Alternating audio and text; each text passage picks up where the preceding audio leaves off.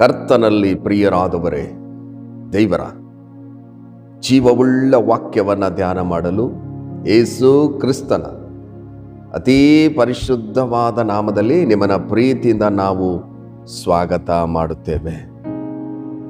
ಇಂದು ಧ್ಯಾನ ಮಾಡುವಂಥ ವಿಷಯ, ದೇವರು ನಿಮ್ಮನ್ನು ಆಶೀರ್ವದಿಸಿ ಉನ್ನತ ಸ್ಥಿತಿಗೆ ತರುವನು.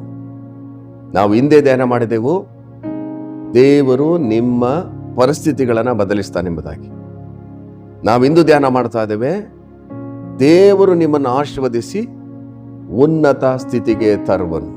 ನೀವು ಹೇಳ್ಬೇಕು, ದೇವರು ನನ್ನನ್ನು ಆಶೀರ್ವದಿಸಿ ಉನ್ನತ ಸ್ಥಿತಿಗೆ ತರ್ತಾನೆಂಬುದಾಗಿ ನೀವು ನಂಬಿಕೆಯಿಂದ ಇದನ್ನು ಹೇಳ್ಬೇಕು. ಬನ್ನಿ ಪ್ರಿಯರೇ, ದೇವ್ರ ವಾಕ್ಯವನ್ನು ಧ್ಯಾನ ಮಾಡೋಣ. ಆದಿಕಾಂಡ ಪುಸ್ತಕ 12ನೇ ಅಧ್ಯಾಯ 2ನೇ ವಚನದಲ್ಲಿ, ನಾನು ನಿನ್ನನ್ನು ದೊಡ್ಡ ಜನಾಂಗವಾಗುವಂತೆ ಮಾಡಿ ಆಶೀರ್ವದಿಸಿ ನಿನ್ನ ಹೆಸರನ್ನು ಪ್ರಖ್ಯಾತಿಗೆ ತರುವೆನು, ನೀನು ಆಶೀರ್ವಾದ ನಿಧಿ ಆಗುವಿ ಎಂಬುದಾಗಿ ಅಬ್ರಾಮನಿಗೆ ದೇವರು ಹೇಳ್ತಾ ಇದ್ದಾರೆ. ದೇವರು ಅಬ್ರಾಮನಿಗೆ ಏನಂತ ಹೇಳ್ತಾ ಇದ್ದಾರೆ? ನಾನು ನಿನ್ನನ್ನು ದೊಡ್ಡ ಜನಾಂಗವಾಗುವಂತೆ ಮಾಡಿ ನಿನ್ನನ್ನು ಆಶೀರ್ವದಿಸ್ತೇನೆ. ಹಾಗಾದ್ರೆ ದೇವರು ನಿಮ್ಮನ್ನು ಆಶೀರ್ವಾದ ಮಾಡಲು ಇಷ್ಟವುಳ್ಳವನಾಗಿದ್ದಾನೆ, ನಿಮ್ಮನ್ನು ಆಶೀರ್ವಾದ ಮಾಡಲು ಸಂತೋಷವುಳ್ಳವನಾಗಿದ್ದಾನೆ, ನಿಮ್ಮನ್ನು ಆಶೀರ್ವಾದ ಮಾಡಲು ಆತನು ಸಿದ್ಧನಾಗಿದ್ದಾನೆ. ಹಾಗಾದರೆ ಪ್ರಿಯರೇ, ನೀವೇನು ಮಾಡಬೇಕು? ದೇವರು ನನ್ನ ಪರಿಸ್ಥಿತಿಗಳನ್ನು ಬದಲಿಸಿ ನನ್ನನ್ನು ಆಶೀರ್ವಾದ ಮಾಡಿ ಉನ್ನತಿಗೆ ತರ್ತಾನೆಂಬುದಾಗಿ ನೀವು ನಂಬಬೇಕು. ಈ ವಾಕ್ಯಗಳನ್ನು ಗಮನಿಸಬೇಕು. ಅಬ್ರಾಮನಿಗೆ ದೇವರು ಹೇಳ್ತಾ ಇದ್ದಾರೆ, ನಾನು ನಿನ್ನನ್ನು ಆಶೀರ್ವದಿಸ್ತೇನೆ, ನಿನ್ನ ಹೆಸರನ್ನ ಪ್ರಖ್ಯಾತಿಗೆ ತರ್ತೇನೆ, ನೀನು ಆಶೀರ್ವಾದ ನಿಧಿ ಆಗಿವಿ. ದೇವರು ಅಬ್ರಾಮನಿಗೆ ಏನು ಹೇಳಿದ್ರು ಅದನ್ನೇ ಮಾಡಿದರು. ನೀವು ಈ ವಾಕ್ಯವನ್ನು ನಂಬಿ ದೇವರು ನನ್ನನ್ನು ಆಶೀರ್ವಾದ ಮಾಡ್ತಾರೆ, ನನ್ನ ಹೆಸರನ್ನ ಪ್ರಖ್ಯಾತಿಗೆ ತರ್ತಾರೆ, ನಾನು ಆಶೀರ್ವಾದ ನಿಧಿ ಆಗ್ತೇನೆ ಎಂಬುದಾಗಿ ನೀವು ನಂಬುವಾಗ ದೇವರು ಏನು ಹೇಳಿದ್ದಾರೆ ಅದನ್ನು ನಿಮ್ಮ ಜೀವಿತದಲ್ಲಿ ಮಾಡ್ತಾರೆ. ನೋಡ್ರಿ, ದೇವರು ಆಶೀರ್ವಾದ ಮಾಡ್ತಾರಂತೆ.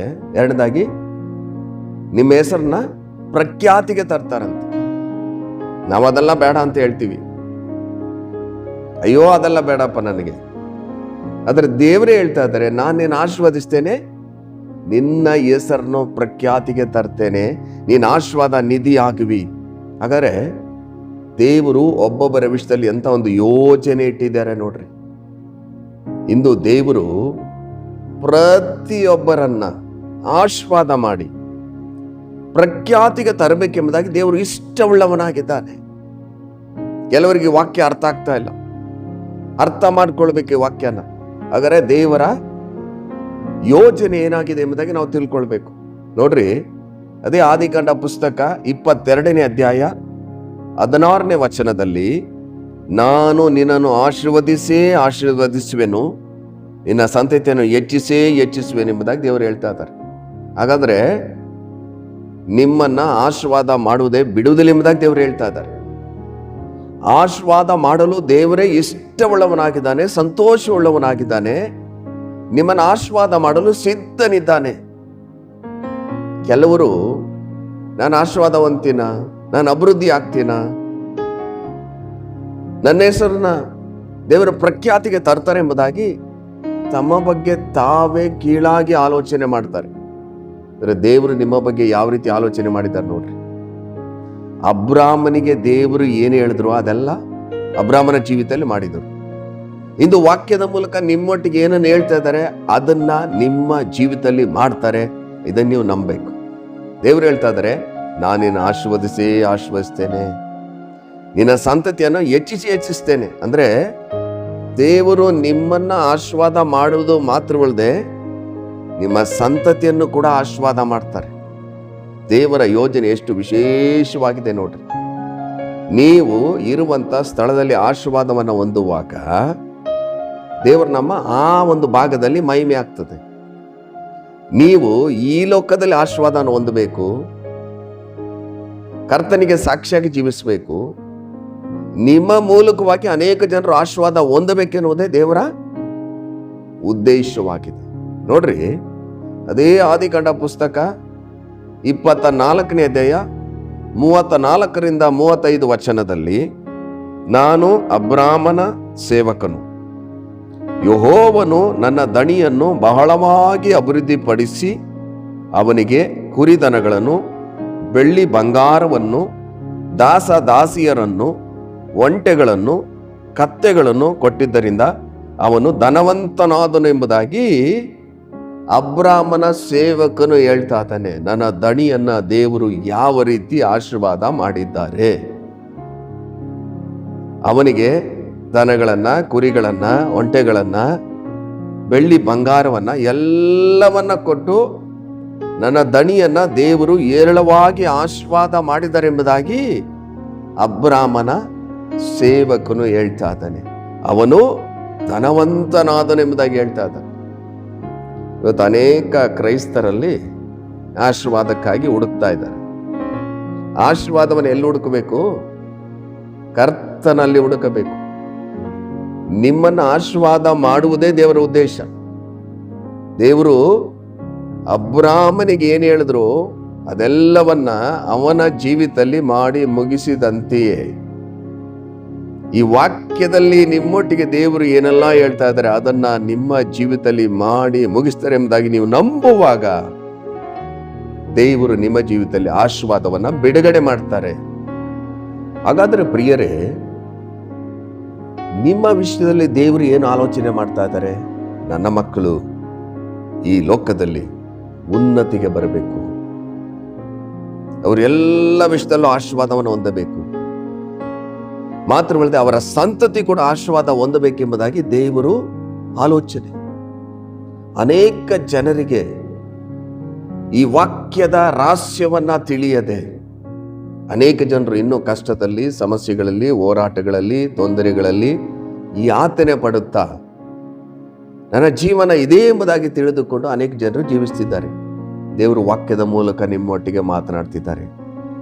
ದೇವರು ನಿಮ್ಮ ಪರಿಸ್ಥಿತಿಗಳನ್ನು ಬದಲಿಸಿ ನಿಮ್ಮನ್ನು ಆಶೀರ್ವದಿಸಿ ಉನ್ನತಿಗೆ ತಂದು ನೀವು ದೇವರನ್ನ ಆರಾಧನೆ ಮಾಡಿ, ದೇವರೇ ನೀನು ಎಷ್ಟು ಮಹೋನ್ನತನು, ಯಾವ ರೀತಿ ನಾನು ಆಶೀರ್ವಾದ ಮಾಡಿದೆ ಎಂಬುದಾಗಿ ಅವರು ಸಂತೋಷಪಟ್ಟು ದೇವರು ನನ್ನನ್ನು ಯಾವ ರೀತಿ ಆಶೀರ್ವಾದ ಮಾಡಿದ್ದಾರೆ ಎಂಬುದಾಗಿ ಅವರು ತಿಳಿದುಕೊಂಡು ಇತರರಿಗೂ ಹೋಗಿ ದೇವರು ನಿಮ್ಮನ್ನು ಆಶೀರ್ವಾದ ಮಾಡ್ತಾರೆ, ನನ್ನನ್ನು ಆಶೀರ್ವಾದ ಮಾಡಿ ದೇವರು ನಿನ್ನನ್ನು ಆಶೀರ್ವಾದ ಮಾಡ್ತಾರೆ ಎಂಬುದಾಗಿ ಹೇಳಬೇಕೆನ್ನುವುದೇ ದೇವರ ಉದ್ದೇಶ. ನೋಡ್ರಿ ಪ್ರಿಯರೇ, ಅದೇ ಆದಿಕಾಂಡ ಪುಸ್ತಕ 26ನೇ ಅಧ್ಯಾಯ 12ರಿಂದ 13 ವಚನದಲ್ಲಿ, ಈಸಾಕನು ಅದೇ ದೇಶದಲ್ಲಿ ಬೀಜವನ್ನು ಬಿತ್ತಿ ಅದೇ ವರ್ಷದಲ್ಲಿ 100ರಷ್ಟು ಬೆಳೆಯನ್ನು ಹೊಂದಿದನು. ಯೆಹೋವನು ಅವನನ್ನು ಅಭಿವೃದ್ಧಿಪಡಿಸಿದನು. ಅವನ ಐಶ್ವರ್ಯವು ದಿನೇ ದಿನೇ ಹೆಚ್ಚಿದ್ದರಿಂದ ಬಹು ಧನವಂತನಾದನು ಎಂಬುದಾಗಿ ಅಲ್ಲಿ ಬರೆಯಲ್ಪಟ್ಟಿದೆ. ನೋಡ್ರಿ, ಈ ಸಾಕನನ್ನ ದೇವರು ಆಶೀರ್ವಾದ ಮಾಡಿದ್ದರಿಂದ ಅವನು ಧನವಂತನಾದನು, ಐಶ್ವರ್ಯವಂತನಾದನು, ಎಲ್ಲಾ ವಿಷಯಗಳಲ್ಲೂ ಆಶೀರ್ವಾದವನ್ನ ಹೊಂದಿಕೊಂಡನು ಎಂಬುದಾಗಿ ಸತ್ಯವೇದದಲ್ಲಿ ಬರೆಯಲ್ಪಟ್ಟಿದೆ. ನೀವು ಯೇಸುವನ್ನ ನಂಬಿರುವುದು ದರಿದ್ರದಲ್ಲಿ ಇರುವುದಕ್ಕಲ್ಲ, ಎಲ್ಲ ಪಾಪ ಶಾಪಗಳಿಂದ ಬಿಡುಗಡೆ ಹೊಂದುವುದು ಮಾತ್ರವಲ್ಲದೆ ಈ ಲೋಕದಲ್ಲಿ ಎಲ್ಲ ಆಶೀರ್ವಾದಗಳನ್ನು ನೀವು ಹೊಂದಿಕೊಳ್ಳಬೇಕೆಂಬುದೇ ದೇವರ ಉದ್ದೇಶವಾಗಿದೆ. ದೇವರು ಅಬ್ರಾಮನನ್ನ, ಅವನ ಸಂತತಿಯನ್ನ ಆಶೀರ್ವಾದ ಮಾಡಿದರು. ಎಲ್ಲ ವಿಷಯದಲ್ಲೂ ಆಶೀರ್ವಾದ ಮಾಡಿದರು. ಕೊರತೆ ಇಲ್ಲದಾಗಿ ಎಲ್ಲವನ್ನ ಆಶೀರ್ವಾದ ಮಾಡಿ ಅವರು ಧನವಂತರಾದರು. ಅನೇಕ ಜನರಿಗೆ ಕೊಡುವಂತ ರೀತಿಯಲ್ಲಿ ದೇವರು ಅವ್ರನ್ನ ಆಶೀರ್ವಾದ ಮಾಡಿದರು. ಅದೇ ದೇವರು ನಿಮ್ಮನ್ನ ಆಶೀರ್ವದಿಸಿ ಅನೇಕ ಜನರಿಗೆ ಕೊಡುವ ಹಾಗೆ ನಿಮ್ಮನ್ನು ಆಶೀರ್ವದಿಸಿ ಸಾಕ್ಷಿಯಾಗಿ ನಿಲ್ಲಿಸಬೇಕೆನ್ನುವುದೇ ದೇವರ ಉದ್ದೇಶವಾಗಿದೆ. ನೋಡ್ರಿ, ಇನ್ನ ಸ್ಪಷ್ಟವಾಗಿ ವಾಕ್ಯ ಹೇಳ್ತದೆ. ಗಲಾತ್ಯದವರಿಗೆ ಬರೆದ ಪತ್ರಿಕೆ 3ನೇ ಅಧ್ಯಾಯ 13ರಿಂದ 14 ವಚನದಲ್ಲಿ, ಅಬ್ರಾಮನಿಗೆ ಉಂಟಾದ ಆಶೀರ್ವಾದವು ಕ್ರಿಸ್ತ ಯೇಸುವಿನಲ್ಲಿ ಅನ್ಯ ಜನರಿಗೆ ಉಂಟಾಗುವಂತೆಯೂ ದೇವರು ವಾಗ್ದಾನ ಮಾಡಿದ ಆತ್ಮನು ನಮಗೆ ನಂಬಿಕೆಯ ಮೂಲಕ ದೊರಕುವಂತೆಯೂ ಕ್ರಿಸ್ತನು ನಮ್ಮ ನಿಮಿತ್ತ ಶಾಪವಾಗಿ ಧರ್ಮಶಾಸ್ತ್ರದಲ್ಲಿ ಹೇಳಿರುವ ಶಾಪದೊಳಗಿಂದ ನಮ್ಮನ್ನು ಬಿಡಿಸಿದನು. ಹಲ್ಲೆಲೂಯಾ. ದೇವರ ಪರಿಶುದ್ಧವಾದ ನಾಮಕ್ಕೆ ಸ್ತೋತ್ರವಾಗಲಿ.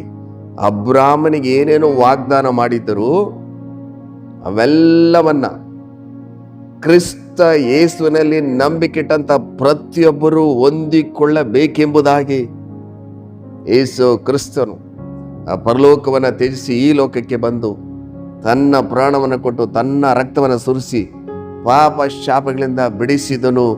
ಮಾತ್ರವಲ್ಲದೆ ಎಲ್ಲ ದರಿದ್ರತನದಿಂದ ಬಿಡುಗಡೆ ಕೊಟ್ಟು ಅಬ್ರಾಮನಿಗುಂಟಾದ ಆಶೀರ್ವಾದವನ್ನು ಎಲ್ಲರೂ ಹೊಂದಿಕೊಳ್ಳಬೇಕೆಂಬುದು ದೇವರ ಸಂಕಲ್ಪವಾಗಿದೆ.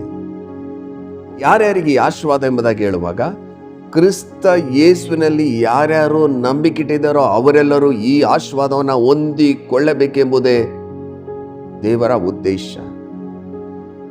ಕರ್ತನಲ್ಲಿ ಪ್ರಿಯರಾದವರೇ, ಪ್ರೀತಿಯುಳ್ಳ ನನ್ನ ಸಹೋದರ, ನನ್ನ ಸಹೋದರಿ, ಈ ವಾಕ್ಯವನ್ನ ತೆಗೆದುಕೊಂಡು ಧ್ಯಾನ ಮಾಡ್ರಿ.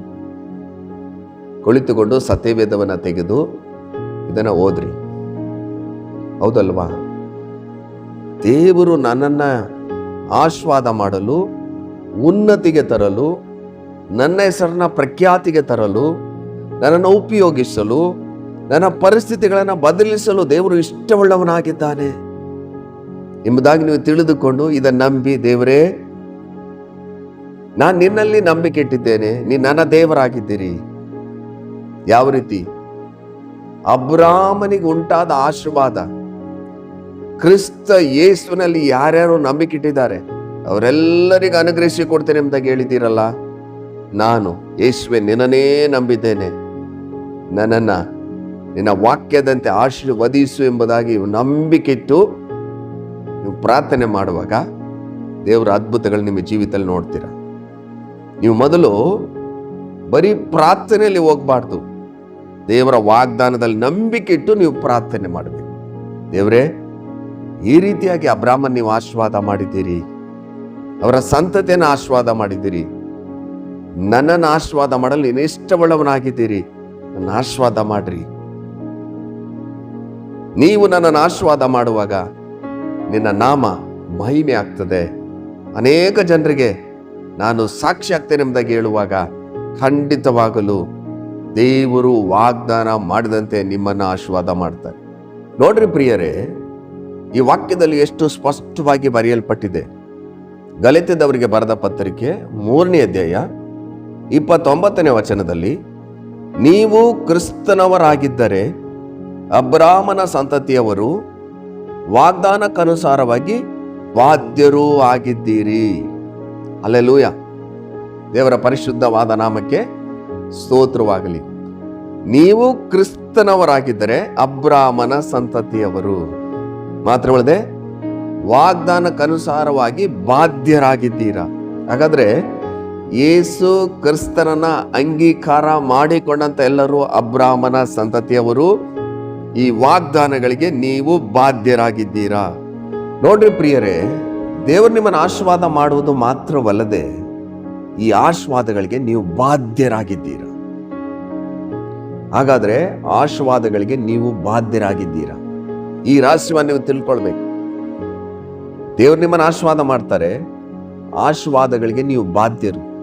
ನೀವು ಯೇಸುವನ್ನು ಅಂಗೀಕಾರ ಮಾಡಿಕೊಂಡ ಮೇಲೆ, ದೇವರೇ ನಿನ್ನನ್ನು ಅಂಗೀಕಾರ ಮಾಡಿಕೊಂಡ ಮೇಲೆ ಈ ಆಶೀರ್ವಾದಗಳಿಗೆ ನಾನು ಬಾಧ್ಯನಾಗಿದ್ದೇನೆ, ನಾನು ನಿನ್ನ ಮಗುವಾಗಿದ್ದೇನೆ, ನೀವು ವಾಗ್ದಾನ ಮಾಡಿದಂತೆ ನನ್ನನ್ನು ಆಶೀರ್ವಾದ ಮಾಡು ಎಂಬುದಾಗಿ ಹೇಳುವಾಗ ವಾಕ್ಯದಲ್ಲಿ ನೋಡ್ತೇವೆ, ಇಸ್ರೇಲರಿಗೆ ವಾಗ್ದಾನ ಮಾಡಿದ ಅತಿ ಶ್ರೇಷ್ಠ ವಾಗ್ದಾನಗಳಲ್ಲಿ ಒಂದನ್ನು ಮರೆತು ಬಿಡದೆ ಎಲ್ಲವನ್ನ ಅವರ ಜೀವಿತದಲ್ಲಿ ನೆರವೇರಿಸಿದ ದೇವರು. ಈ ವಾಕ್ಯದ ಮೂಲಕ ದೇವರು ನಿಮ್ಮೊಟ್ಟಿಗೆ ಮಾತನಾಡ್ತಿದ್ದಾರೆ. ಈ ವಾಕ್ಯದಂತೆ ನಿಮ್ಮ ಜೀವಿತವನ್ನು ಆಶೀರ್ವದಿಸಿ ಉನ್ನತಿಗೆ ತಂದು ನಿಮ್ಮ ಪರಿಸ್ಥಿತಿಗಳನ್ನು ಬದಲಿಸಿ ನಿಮ್ಮ ಹೆಸರನ್ನ ಪ್ರಖ್ಯಾತಿಗೆ ತಂದು ತನ್ನ ಚಿತ್ತವನ್ನ ನಿಮ್ಮಲ್ಲಿ ಮಾಡಲು ಈಗ ದೇವರು ಸಿದ್ಧವಾಗಿದ್ದಾರೆ. ಕರ್ತನಲ್ಲಿ ಪ್ರಿಯರೇ, ನಿಮ್ಮ ಮನಸ್ಥಿತಿಯನ್ನು ಮೊದಲು ಬದಲಿಸಿರಿ. ನಾನು ಈ ಪರಿಸ್ಥಿತಿಯಲ್ಲಿ ಇರುವುದಿಲ್ಲ. ನಂತರ ನೀವು ಹೇಳಬೇಕು, ನಾನು ಆಶೀರ್ವಾದಗಳಿಗೆ ಬಾಧ್ಯನಾಗಿದ್ದೇನೆ. ಯೇಸು ಕ್ರಿಸ್ತನು ನನ್ನನ್ನು ಆಶೀರ್ವದಿಸಿ ಉನ್ನತಿಗೆ ತರಲು ಆತನು ಸಿದ್ಧನಿದ್ದಾನೆ ಎಂಬುದಾಗಿ ನೀವು ನಂಬಿ, ನೀವು ಸಂತೋಷದಿಂದ ದೇವರ ಸನ್ನಿಧಿಯಲ್ಲಿ ಪ್ರಾರ್ಥನೆ ಮಾಡುವಾಗ ದೇವರು ನಿಮ್ಮ ಪ್ರಾರ್ಥನೆಯನ್ನು ಕೇಳಿ ನೀವಿರುವಂಥ ಸ್ಥಳದಲ್ಲಿ ಆಶೀರ್ವದಿಸಿ ಎಲ್ಲ ವಿಷಯದಲ್ಲೂ ದೇವರು ಆಶೀರ್ವಾದ ಮಾಡ್ತಾರೆ. ಆತ್ಮಿಕ ವಿಷಯದಲ್ಲಿ, ಬೇರೆ ಎಲ್ಲ ವಿಷಯದಲ್ಲಿ ಕೂಡ ನಿಮ್ಮನ್ನು ಆಶೀರ್ವದಿಸಿ, ನಿಮ್ಮನ್ನು ರೂಪಿಸಿ, ನಿಮ್ಮನ್ನು ಅದ್ಭುತಕರವಾಗಿ ಈ ಲೋಕದಲ್ಲಿ ನಿಮ್ಮನ್ನು ಮುನ್ನಡೆಸಲು ಶಕ್ತನಾಗಿದ್ದಾನೆ. ಬನ್ನಿ ಪ್ರಿಯರೇ, ನಾನು ನಿಮಗೋಸ್ಕರ ಪ್ರಾರ್ಥನೆ ಮಾಡುತ್ತೇನೆ. ಪ್ರಾರ್ಥನೆ ಮಾಡೋಣ ಪ್ರಿಯರೇ.